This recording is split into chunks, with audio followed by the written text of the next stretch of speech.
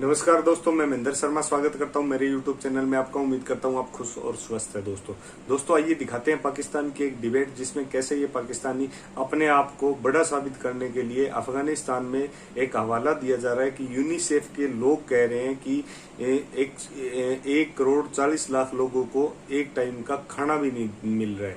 लेकिन आप वीडियो के अंत में अगर देखोगे दोस्तों, तो वीडियो के अंत में एक पाकिस्तानी खुद कबूल कर रहा है कि आप अफगानिस्तान का जिक्र कर रहे हो, लेकिन खाना तो हमारे यहाँ लोगों के पास भी नहीं है, लेकिन इनको सिर्फ बड़ी बड़ी आंकने से मतलब होता है दोस्तों। तो आइए दोस्तों, आपको दिखाते हैं एक पाकिस्तान की एक डिबेट, जिसमें इसमें एक पैनलिस्ट ने ये भी कह दिया था दोस्तों कि अब पाकिस्तान की खुद की औकात नहीं है, क्या हमें ये तालिबान की पैरवी करते रहना चाहिए? क्योंकि इससे सीधा सीधा पता चल रहा है दोस्तों, क्योंकि इनके हालत पूरे विश्व में दरबदर हो चुके हैं, इनको हर देश जानने लग गए।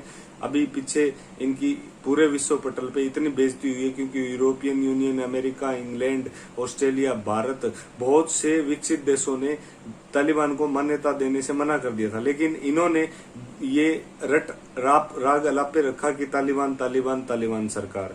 तो दोस्तों आइए दिखाते हैं आपको ये डिबेट। और उससे पहले दोस्तों मैं आपसे रिक्वेस्ट करूंगा, अगर आप मेरे चैनल पे नए हैं तो मेरे चैनल को लाइक, शेयर एंड सब्सक्राइब जरूर करें दोस्तों, और वीडियो पूरी देखें दोस्तों। जय हिंद, वंदे मातरम, भारत माता की जय दोस्तों। को बेहतर तरीके से आगे बढ़ाया जा सके एससीओ इजलास में भी पाकिस्तान ने भरपूर इस बारे में कोशिश की कि कम से कम अफगान अवाम की जो ज़रूरियात हैं उनको पूरा करने के लिए तमाम दुनिया के मालिक आएँ और अब इससे मुंह ना फेरें। और चीन ने बड़ी तनकीद की है कि जी ये सारी जो तबाही हुई है, अब अमेरिका और उसके इत्तेहादी यहाँ तबाही फैलाकर यहाँ इंसानी हकूक़ की खिलाफ वर्जियाँ करके लोगों को कत्ल करके यहाँ से भाग गए हैं और अब उनके लिए कुछ नहीं किया जा रहा। लेकिन इमरान खान साहब ने एक बहुत बड़ी पेशकश की है और कोशिश की है, वो ये कि जी जो खित्ते के ममालिक हैं उनसे कहा है कि जी हम बात करते हैं, नहीं पाकिस्तान बात करता है, तालिबान से मुज़ाकरात का आगाज़ करें कि वो इंक्लूसिव गवर्नमेंट बनाए जिनमें ताजिक, हज़ारा, उज़्बेक बरादरी को भी शामिल किया जाए, जो एक बड़ा मुतालबा है। बाबू डोगर साहब, ये कहीं पाकिस्तान अपनी कैपेसिटी से ज़्यादा बोझ उठाने की कोशिश तो नहीं कर रहा? कि ठीक है कि सबसे ज़्यादा इफेक्ट हमने होना है, लेकिन तालिबान कितना को पाकिस्तान की बात मान लेंगे? वो तो अपनी तर्ज पर चल रहे हैं, सुन ज़रूर रहे हैं, लेकिन वो कह रहे हैं कि जी हमें डिक्टेट ना किया जाए। देखिए उसामा साहब, आपकी बात बिल्कुल ठीक है कि पाकिस्तान की एक लिमिटेशन है। तालिबान जो है वो इंडिपेंडेंट हैं, उन्होंने एक स्ट्रगल के ज़रिए से अफ़गानिस्तान जो है उसको हासिल किया, वहाँ पर कब्ज़ा किया, वहाँ पर जो फ़ॉरेन फोर्सेस थी उनको वहाँ से बाहर निकलने पर मजबूर किया और उनके अपने अंदर मुख्तलिफ हिस्से हैं और वो अपने हिसाब से जो गवर्नमेंट है उसको देख रहे हैं, उसके मुताबिक चीज़ें चलाने की कोशिश कर रहे हैं। लेकिन दुनिया जो है वो तालिबान से मुख्तलिफ तरह से चीज़ों को एक्सपेक्ट कर रही है। मसलन वो ये चाहते हैं कि जनाब वहाँ के जो तालिबान की जो भी गवर्नमेंट हो, अफगानिस्तान में जो भी गवर्नमेंट बने, तालिबान उसमें तमाम जितने भी स्टेक होल्डर हैं उनको उसमें शामिल करें, और जब तक वो उसको शामिल नहीं करेंगे उस वक्त तक वो उसको नहीं मानेंगे। अब दुनिया, चलो अमेरिका और नेटो फोर्सेस तो आप एक साइड पे कर दें, अब शंघाई ताउन जो है तंजीम जो है, अब इसमें रशिया, चाइना, पाकिस्तान, ये वो ममालिक है जो अफगानिस्तान के तालिबान के सबसे बड़े सपोर्टर हैं। और इनकी सारी दुनिया जो है वो इनको इल्ज़ाम भी देती है कि जिन्होंने तालिबान को सपोर्ट किया और एक इलेक्टेड गवर्नमेंट को वहाँ पर गिरवाया। लेकिन इसके बावजूद इन ममालिक ने भी शंघाई ताउन तंजीम में ये वही शर्तें रखी जो कि नेटो रख रहा है या अमेरिका रख रहा है कि जनाब अगर आपने अपने आप को दुनिया में मनवाना है और अपने आप को रिकगनाइज करवाना है तो फिर आपको तमाम स्टेक होल्डर जो हैं उनको शामिल करना पड़ेगा। उसके साथ साथ ख़वातीन को नुमाइंदगी देनी पड़ेगी, उसके साथ साथ ह्यूमन राइट्स की जो वॉयलेशन है उस पर भी नज़र रखी जाएगी, उसके बाद आपको कोई स्टेटस दिया जाएगा। हाँ, उन्होंने अलबत्ता ये ज़रूर किया कि उन्होंने तालिबान की रिक्वेस्ट पे वो जो कुर्सी थी अफगानिस्तान की वो खाली रखी, और वो जो उनका अमरुल्लाह साले जो ये क्लेम कर रहा था कि जी मैं अभी भी वाइस प्रेसिडेंट हूँ, उसको उन्होंने एंटरटेन नहीं किया।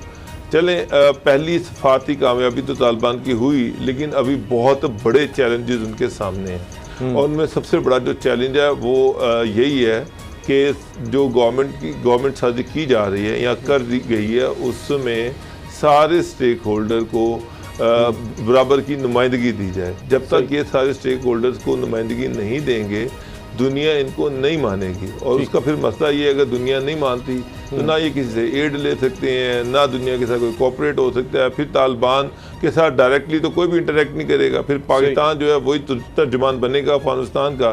सारी दुनिया पाकिस्तान पे प्रेशर डालेगी कि जनाब इनसे चीज़ें बनवाएं। अब हमारी हुकूमत की भी एक लिमिटेशन है, उस लिमिटेशन से हम आगे नहीं जा सकते। और बल्कि पाकिस्तान में तो ये एक बड़ी स्ट्रॉन्ग आवाज़ है कि पाकिस्तान को अफगानिस्तान के अंदरूनी मामलात में एक हद से ज़्यादा मुदाखलत नहीं करनी चाहिए। बिल्कुल सही। अच्छा, तो जो गुलाम रज़ा साहब, ये जो हमने देखा है जिस तरह अफगानिस्तान का इंफ्रास्ट्रक्चर तबाह हो गया और उसको सर रिबिल्ड नहीं किया गया। अफगानिस्तान 3-4 करोड़ लोग हैं, वो ज़्यादातर डिपेंड करते हैं हमसाया ममालिक पर, खुराक के लिए पाकिस्तान पर, तेल वगैरह के लिए ईरान पर, इस तरह से। तो ये जो अमेरिका है वहाँ पर जो कोई डॉलर आते थे वो करप्शन की नज़र हो जाते थे। इंतहाई यानी गरीब तरीन इस वक्त मुल्क दुनिया में, जहाँ इंतहाई गुर्बत है। 1 करोड़ 80 लाख लोग एक वक्त की रोटी भी नहीं खा सकते, यूनिसेफ की तरफ से कहा जा रहा है। ये जब हालात होंगे और फिर कहा जा रहा है कि नहीं जी हम इसको हुकूमत को तस्लीम नहीं करते, वो एक अलग चीज़ है। लेकिन लोग अगर भूखे मरेंगे तो ये तो बिल्कुल खित्ते में तबाही इससे आ सकती है। इंसानी अलमिया जन्म ले रहा है और ये खुद पाकिस्तान और दीगर ममालिक इसको समझ रहे हैं और ये बहुत बड़ा एक खतरा है। तो क्या इमरान खान साहब इस वजह से ये जोर देना चाह रहे हैं कि जी तालिबान गवर्नमेंट इंक्लूसिव बना लें, दूसरों को भी शामिल कर लें, ताकि कम से कम एक नज़र आ जाए जी जो उनसे डिमांड की जा रही है जी आप अकेले आकर बैठ गए हैं, तो क्या तालिबान इसको मानेंगे? और दूसरा ये भी इसमें बात अहम है कि पाकिस्तान जिस तरह ऑफर तो ये कर देता है, मगर भारत में आप प्रोपेगेंडा देखें, अब वहाँ जनाब वो अर्नब गोस्वामी जो बिल्कुल पागल हुआ रहता है, कोई ना कोई बात इस तरह करता है, और उनके बीजेपी के लोग दीगर, अब उसने कह दिया कि जी काबुल में सरीना होटल है, उसमें 5वें फ्लोर पर जनाब ISI का ऑफिस है। तो वो सब ने फिर मजाक उड़ाया कि उसके तो 2 फ्लोर से सिर्फ 5वां कहाँ से आ गया। तो ये बातें कर दी जाती हैं और वहाँ पर आप फेक न्यूज़ फैलाएं, कोई पूछने वाला है ही नहीं। तो वहाँ पर भारत की ऑडियंस को और उन सबको तो एक फैला दिया अंग्रेजी चैनल पे कि जनाब ये ISI वहाँ पर आप कहते रहेंगे तो वो आपको गूगल पे नजर आना शुरू हो जाएगा। वो कई लोग तो बाद में पढ़ेंगे कि जनाब ये सच भी था या गलत था, लेकिन ये प्रोपेगेंडा पाकिस्तान पर किया जाता है कि जी ये सारा कुछ तो ये कर रहे हैं, ये अफगान तालिबान तो इन्होंने नहीं लेकर आए, सारी हुकूमत ही लेकर आए। आपकी बात बिल्कुल दुरुस्त है। बड़ा हसास वक्त है इस वक्त। अगर आप वेस्टर्न मीडिया के अखबारात और टीवी चैनल्स को आप देखें, उनके तबसरे सुने, तो एक बात तो वाज़ेह है जी कि वहाँ पे कोई भी वो लॉबी हो सकती है। इंडियन लॉबी डेफिनेटली वहाँ मौजूद है और बड़ी मजबूत है वेस्ट में। वो ये कोशिश कर रहे हैं कि इस तरह से तालिबान को पाकिस्तान के साथ जोड़ दिया जाए, और ये बात करने की कोशिश कर रहे हैं। उनका तमाम मरकज़ी नुक्ता ये है कि यहाँ पे अमेरिका की पूरी जो शिकस्त है उसका ज़िम्मेदार पाकिस्तान है।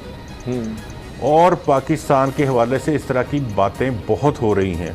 ऐसे वक्त में हम क्यों कहें अफ़गान भाइयों को, तालिबान को कि आप कातिल और मकतूल एक साथ बैठ जाएं। उन्होंने कहा है कि वो इंक्लूसिव गवर्नमेंट बनाएंगे तो वो बनाएं, वो जिससे राब्ता करते हैं वो करें। हम क्यों उनके मामलात में मुदाखलत की? ये तो एक सॉवरन अगर वो कंट्री है तो हम वहाँ पे देखें हेल्प, और अगर वो हमसे मशावरत मांगे तो हम ज़रूर मशावरत दें, उनको देंगे, इदारे भी देंगे, हम भी देंगे, अवाम भी देगी, हर सतह पे रब्ता करने के लिए तैयार हैं। लेकिन इसको एक ऐसा स्टांस ना बनाया जाए जो बाद में हमारे गले की वक्त बहुत कम है या हमारे गले का तोप ऑप्शंस बड़ी लिमिटेड हैं, क्योंकि अगर नहीं करते तो यूनिसेफ अक़वाम मुत्तहिदा कह रहा है जी आप महाजरीन को कबूल करें, तो वहां पर इतने मसाइल हैं, कैसे कर लें? इसलिए कि ऐसी गवर्नमेंट आ जाए जिसको वो अगर इंक्लूसिव गवर्नमेंट भी बना लेते हैं तो वो जो लोग जिनके ये लोग मारते रहे हैं एक दूसरे को, वो कैसे एक जगह पे बैठ के उस मुल्क का, वो तो एक दूसरे के खिलाफ साजिशें करेंगे। तो ऐसे कौन से रहनुमा निकाल के लाएंगे तुर्कमानिस्तान से? अगर तुर्कमन लोग लेके आप उसमें शामिल करेंगे तो चाइना नाराज होगा। यूगर्स जो हैं वो ईस्ट तुर्कमानिस्तान मूवमेंट जो है वो वहाँ पे हमले करती है चाइना में। उसके बाद ताजिक हैं, उज़्बेक हैं, वो सबके कहीं ना कहीं राब्ते हैं इन सारे ग्रुप्स के, और ये सारे जंगजू हैं। तो अगर जब ये आपस में, क्योंकि इन लोगों ने एक दूसरे, हाँ जी, इससे एक इंसानी खतरा तो नजर आ रहा है। सब आगाह कर रहे हैं कि वहां पर इंतहाई गुर्बत और उसमें इजाफा होता चला जा रहा है। वहां पर लोगों के पास खुराक नहीं है, अद्वियात नहीं है, बाकी तो चीजें छोड़ देना, सहूलतें तो छोड़ दें। तो इसके बाद तो एक इंसानी अलमिया ऐसा जन्म लेगा कि जिसको शायद कोई भी कंट्रोल नहीं कर सकेगा। उसको रोकने के लिए तो उस तरह से इक़दाम नजर नहीं आ रहे। ये एड कब तक चलेगी कि अच्छा जी कुछ आपने जहाज भेज दिए, मतलब 3 करोड़ लोगों को आप हवाई जहाज भेज भेज के क्या कितना अरसा आप उनको खुराक और अद्वियात पहुंचा सकेंगे? पाकिस्तान की तो अपनी हालत मुआशी तौर पे ऐसी नहीं है, यहाँ तो खुद खते गुर्बत की सूरत हाल आप देखें, और पाकिस्तान क्या वहाँ पे अफगान भाइयों को मदद कर सकता है खाने पीने के हवाले से या किसी और चीज़ के हवाले से। पाकिस्तान में भी आप जानते हैं गिरानी एक सर 40% से ज्यादा लोग गुर्बत और लोगों से नीचे हैं। इसमें ये खुद वजीर खजाना ने कहा कि हमने एहसास प्रोग्राम में 40-42